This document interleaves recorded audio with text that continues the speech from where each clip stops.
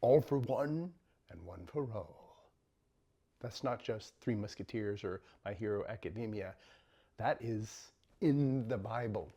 That is what Psalm 119, which I'm continuing to teach about here today, celebrates as a fulfillment of an expansion, too, of the ways in which human beings discover purpose.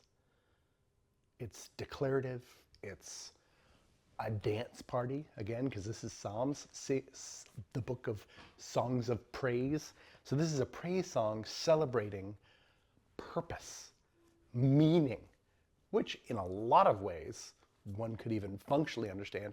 That's what music and dancing is for, right? Now, I'm going to read it this time instead of just tell you the 8 words which prevalently dominate this and help us understand exactly what it is, the specificity of what it is the psalmist is celebrating. And when I read it, I do want you to understand that we're missing a lot here, and that's kind of sad, but what are you going to do? Learn ancient Hebrew, Brennan. That's what you can do. Oh, that's true. Not knowing ancient Hebrew, we are missing a phenomenal amount of highly relevant information as to this psalm. Psalm 119, the longest psalm in the Bible, the longest song of praise, of clamorously foolish, raving worship. Ooh, not worship, sorry. See, even I fall into that sort of categorical overlap, which is not entirely accurate. We don't get to hear what it sounds like.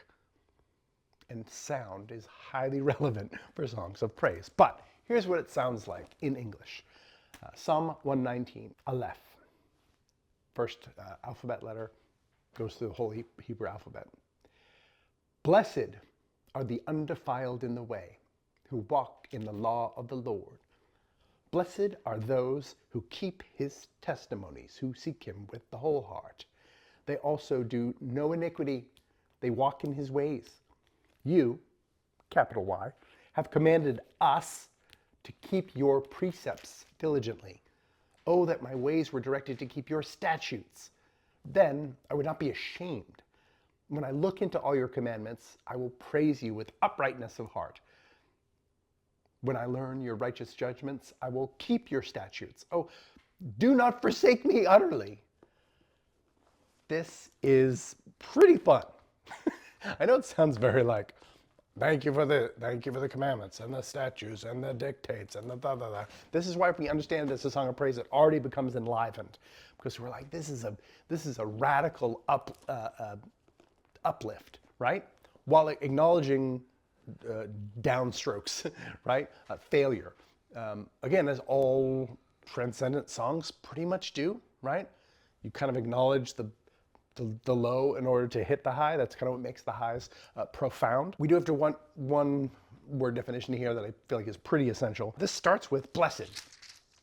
Blessed are the undefiled in the way, who walk in the law of the Lord. So again, the law of the Lord is this divine 8 that bridges temporal reality with transcendent reality. Blessed is from the word asher, meaning happiness or blessedness, but it's from the root, esher.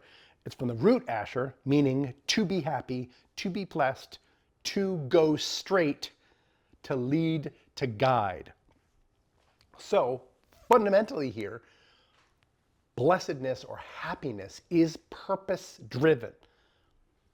This means if you're going straight, then that means straight is a way to go. If you're being led or guided, that means something is leading and guiding you. This is relational, this is purpose-driven. This is teleologically rich. Teleology is sort of the philosophy of purpose. Remember now, revelation of purpose is fundamental here in the Old Testament, meaning God has it, he gives it to us. This is actually not dissimilar from most of human history across all continents, the entire earth. Meaning, most indigenous religions, especially those who are animistic, etc., very much regard harmony with the spirit world as hierarchically fundamental to purpose of harmony broadly. If you're out of step with the spirit world, then things are going to break down.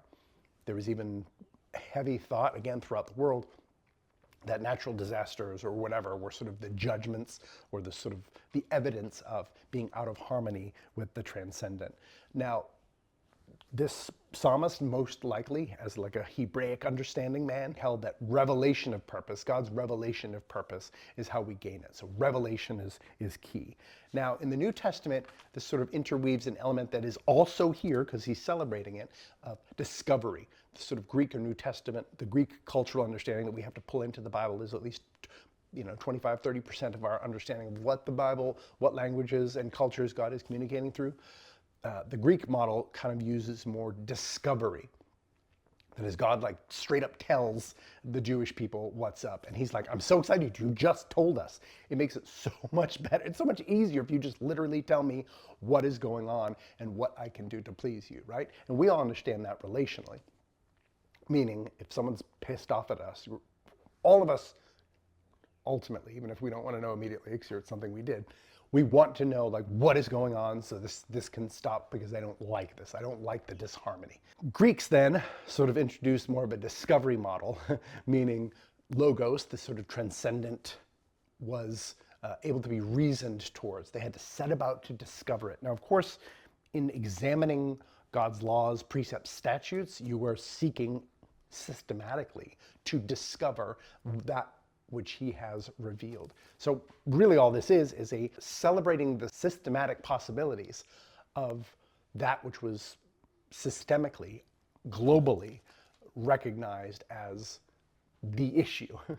Like, how do we know what the spirit world wants, right? Everyone thought there was a spirit world. Literally, I mean, statistically everyone. So how do we know? Do we know just by consequence? Do we know relationally, sort of?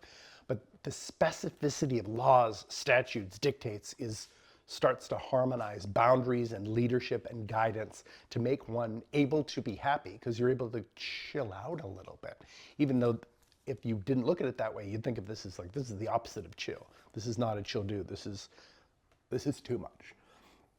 Now, we have to understand that in contrast to what sort of modern Western pop culture institutional consensus seems to be hewing to, which is purpose is revealed by invention, internal invention. That's not what the psalmist thought. That's not what the global consensus of thought was or even is today, right now, in this exact moment. So, and that's a fundamental change, because discovery and revelation are both externally existent outside of us, and invention says it's developed from within us. So wildly different, and we in our cultural understanding have to go, oh, that's right, yeah, we say that, right? That was sort of sparked by Nietzsche and Sartre and codified by Disney on our consciousness. So this is a individual celebration of the psalmist, that's exciting, but it's also a communal celebration, because he fluctuates between sort of like you, I, and we, all of which enormously relevant, again, across all cultures, across the globe. It's fascinating, right? This systematic invention, right, these laws, statutes, etc., is this thing to be celebrated, because now we know, and now we know how to keep things cool, keep things kosher, keep things halal, praiseworthy. Note also the Shema resonance here, meaning the rightness between the spirit world is primary, and the communal temporal flaws from that right relationship are what needs to be dealt with.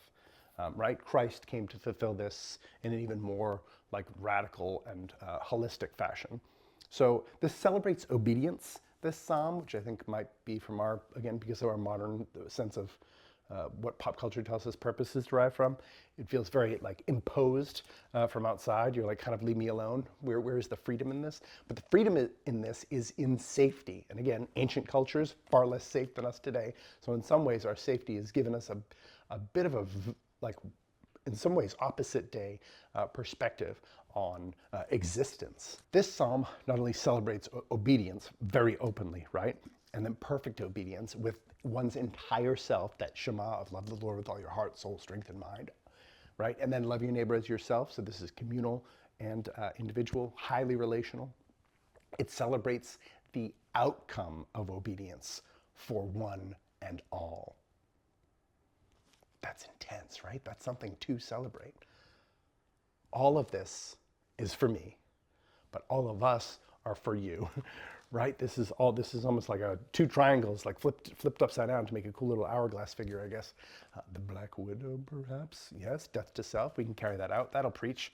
But this celebrates the outcome of harmony with the transcendent, and here the ultra specificity across at least 8 modes of comprehension of methodology of the transcendent source as not merely declarative but relational to depths otherwise unknown, even innately resisted. So that really is the final piece that the psalmist is celebrating, saying, look at what you've given us, Lord. Look now how it's changing me, how it's changing us. So there's a lot to celebrate here. All for one and one for all. Amen. Selah.